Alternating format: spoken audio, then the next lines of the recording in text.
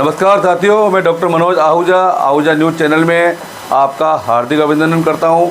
आज हम आपके लिए लेकर के आए हैं अजमेर ब्यावर केकड़ी से संबंधित महत्वपूर्ण खबरें तथा कानून की विशेष जानकारियां, जो कि आहूजा न्यूज़ बुलेटिन का मुख्य उद्देश्य है। आपको बता दें, आहूजा न्यूज़ चैनल का मुख्य उद्देश्य आपको कानून की विशेष जानकारियाँ देना है, क्षेत्र की समस्याओं की आपको जानकारी देना है, साथ ही आपके साथ कोई समस्या है तो उसको उचित मंच तक पहुंचाना हमारा मुख्य उद्देश्य है। इन्हीं उद्देश्यों के साथ आहूजा न्यूज़ चैनल लगातार प्रगति और आगे बढ़ रहा है। आपने यदि हमारा न्यूज़ चैनल सब्सक्राइब नहीं किया है तो कृपया आप भी हमारा न्यूज़ चैनल सब्सक्राइब करके हमारे आहूजा परिवार के सदस्य बने। तो आइए देखते हैं आज की विशेष खबरें आहूजा न्यूज़ बुलेटिन के। लक्ष्मी जी विराजे आपके द्वार, सोने चांदी से भर जाए आपका घर बार, जीवन में खुशियाँ आए अपार, शुभकामना हमारी करे स्वीकार। आप सभी क्षेत्रवासियों को दीपावली के पावन पर्व की हार्दिक शुभकामनाएं।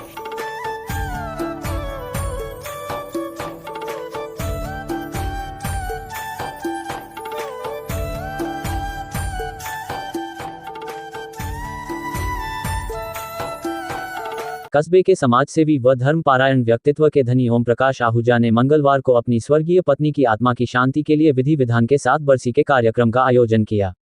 आहूजा के पुत्र एडवोकेट मनोज आहूजा ने बताया कि पंडित उपेंद्र जोशी ने मंगलवार को विधि विधान के साथ पूजा व हवन करवाकर स्वर्गीय पद्मा देवी की बरसी का आयोजन करवाया।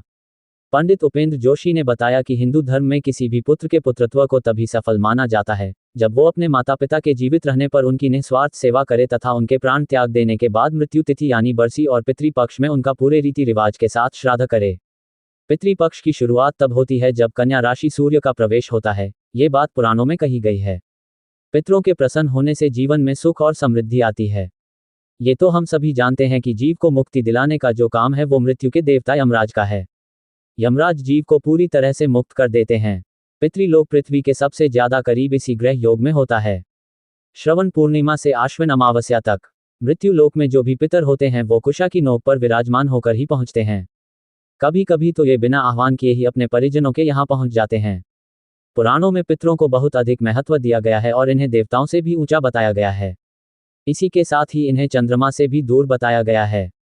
जितने भी घर के पूर्वज होते हैं जैसे दादा दादी, माता पिता आदि, ये सब पितर की श्रेणी में आते हैं। वहीं जो मृत गुरुजन होते हैं या फिर आचार्य होते हैं उन्हें भी पितर की श्रेणी में ही रखा जाता है। श्राद्ध किया जाता है तब कुछ लोग कौवा, गाय और कुत्ते के लिए भी भोजन निकालते हैं। इसके पीछे भी कारण है। ऐसा माना जाता है कि जो गाय होती है वो वैतरणी पार करवाती है तथा कुत्ता और कौवा यम के नजदीक होते हैं। पंडित उपेंद्र जोशी बताते हैं कि मृत्यु के पश्चात जीव की आत्मा 84 लाख योनियों में भ्रमण करती है। पुराणों में ये भी बताया गया है कि मृत्यु के पश्चात मनुष्य 84 लाख योनियों में भ्रमण करता है। जब किसी व्यक्ति की मृत्यु हो जाती है तो उसके बाद आत्मा की 3 स्थितियों का उल्लेख शास्त्रों में किया गया है। पहली जो स्थिति होती है वो भूत प्रेत की होती है, जिसमें जन्म मिलता है। दूसरी स्थिति स्वर्ग प्राप्ति की होती है और तीसरी और अंतिम जो स्थिति होती है वो होती है मोक्ष की। इसके अलावा एक और स्थिति बीच में होती है, उसे प्रतीक्षा काल के रूप में जाना जाता है। इसमें जीव को एक गति के अंतर्गत भटकना पड़ता है। यही वो आत्मा होती हैं जो भटकती रहती हैं। इन्हें ही पितर कहा जाता है। इन्हीं भटकती हुई आत्माओं को मुक्ति दिलाने के लिए ही तर्पण किया जाता है। मृत्यु के बाद आत्मा की मुक्ति के लिए की जाती है बरसी। पंडित उपेंद्र जोशी, जब व्यक्ति की मृत्यु होती है तो दाह संस्कार हो जाने के बाद तीसरे दिन उसका तीसरा मनाया जाता है। इसको उठावना के रूप में भी जाना जाता है। इसके बाद फिर 10वें दिन शांति कर्म किया जाता है।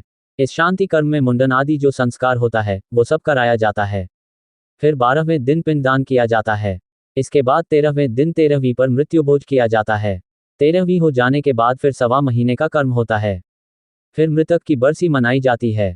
इसमें मृतक को श्राद्ध में शामिल किया जाता है और उसकी तिथि पर पूरे विधि विधान से श्राद्ध किया जाता है। अंत में 3 सालों के बाद गया में उसका पिंडदान कर दिया जाता है और उसे मुक्ति दिलाई जाती है। आयोजित धार्मिक आयोजन में स्वर्गीय पद्मा देवी के सुपुत्र मनोज आहूजा, शंकर आहूजा, नरेश आहूजा व उनकी पत्नियों सहित आहूजा की सुपुत्री वर्षा पंजवानी, निशा खानवानी, वंशिका चंदीरामानी सहित दामाद व पोते पोतिया, दोहिते दोहितियां मौजूद रहे।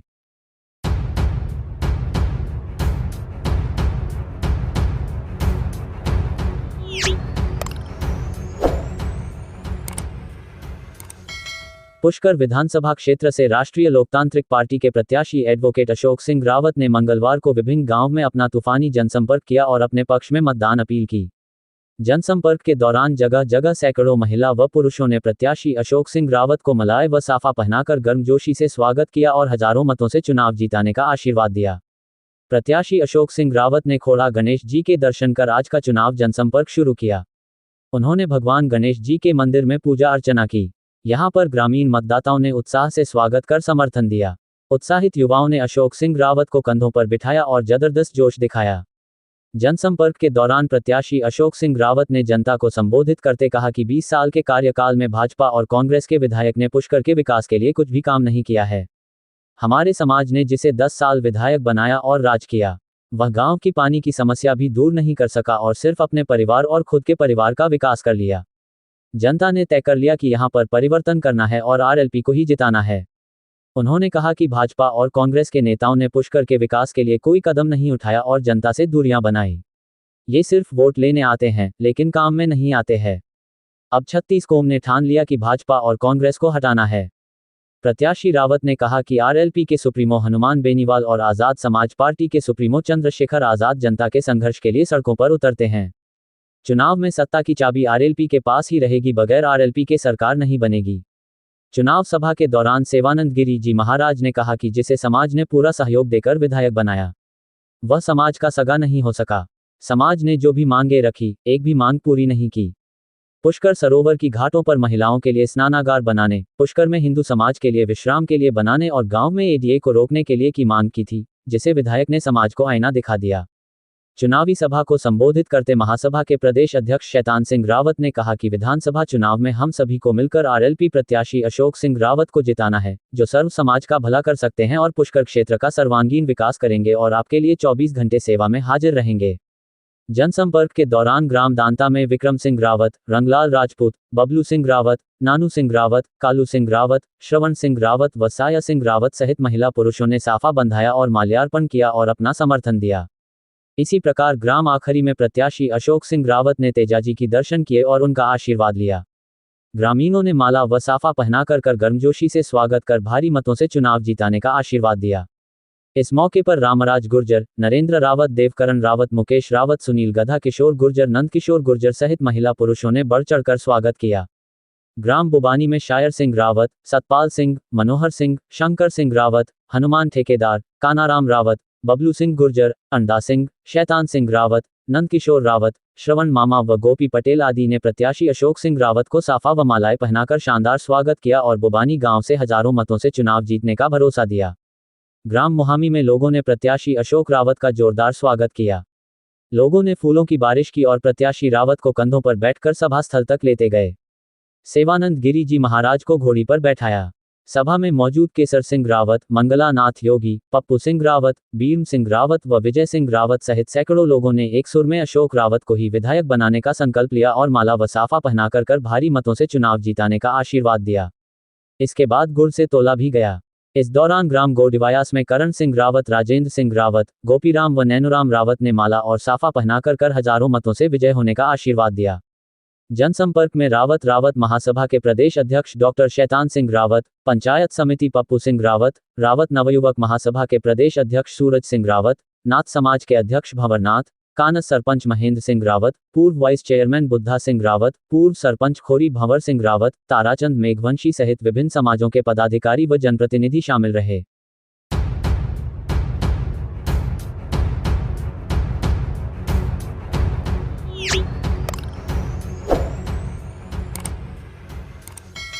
विजयनगर कांग्रेस सेवादल ने जिला उपाध्यक्ष रामलाल नंगवाडा के नेतृत्व में भारत के प्रथम प्रधानमंत्री जवाहरलाल नेहरू की जयंती पर गांधी उद्यान में नेहरू जी की प्रतिमा पर सेवादल पदाधिकारियों ने पुष्पांजलि अर्पित कर उन्हें नमन किया।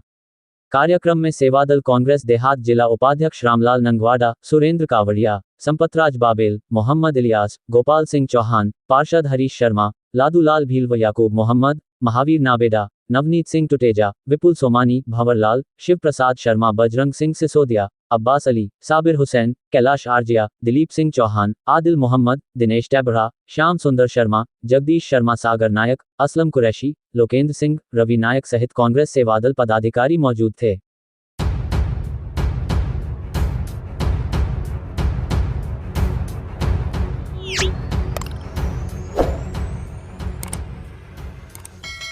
दीपावली पर आपने हर किसी को अपनी दुकान या मकान की सजावट तो करते जरूर देखा होगा, मगर आज हम आपको केकड़ी क्षेत्र के ऐसे गांव में लेकर चलते हैं जहां के शिक्षक, बच्चों व गांव वालों ने दीपावली के अवसर पर न केवल अपने घर व दुकान की सजावट की वरन उस संस्थान को भी दीपों की झिलमिलाहट से रोशन कर दिया, जो भावी पीढ़ी के भविष्य की राह को रोशन करता है।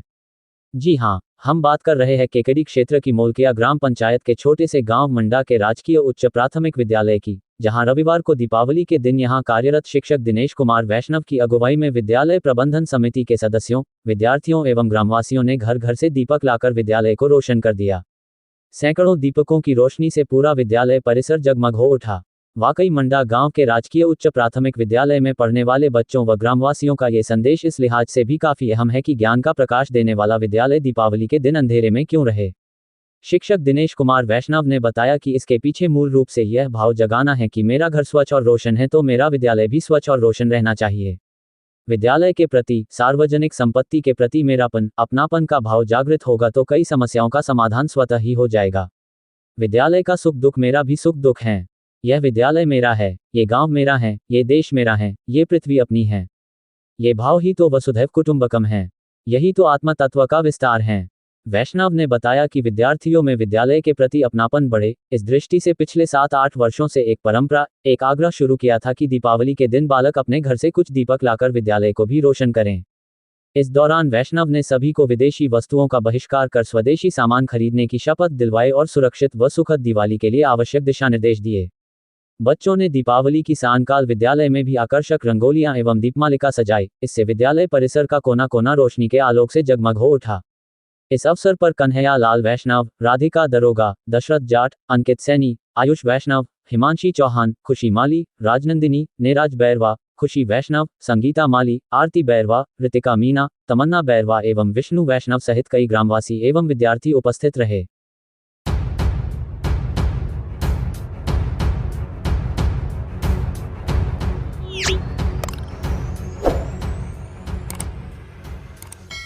राजस्थान विधानसभा चुनाव 2023 के तत्वाधान भारतीय जनता पार्टी राजस्थान एससी मोर्चा प्रदेश उपाध्यक्ष ओम प्रकाश जेदिया के निर्देशानुसार तथा भारतीय जनता पार्टी एससी मोर्चा देहात जिला अध्यक्ष चेतन गौर के सानिध्य में आज भाजपा मंडल विजयनगर में विधानसभा चुनाव 2023 के आगामी एससी मोर्चा के कार्यक्रमों की रूपरेखा बनाई गई तथा उचित निर्देश प्रदान किए गए। इस दौरान भारतीय जनता पार्टी अजमेर देहात जिला अध्यक्ष चेतन गौर, शिव प्रकाश सांवरिया अजमेर देहात जिला मंत्री, त्रिलोक तालिपा एससी मोर्चा अजमेर जिला उपाध्यक्ष, मुकेश गावरी संतोष जागृत मंडल महामंत्री ब्यावर मंडल, सतीश मेघवाल मंडल अध्यक्ष एससी मोर्चा विजयनगर पूर्व आईटी संयोजक मसूदा नितेश कुमार सेन तथा भांड समाज से महाराज चरण दास जी, हुकुमचंद द्वारका, हिमराज द्वारका, राकेश भांड, बिहारी भांड तथा कार्यकर्ता उपस्थित थे।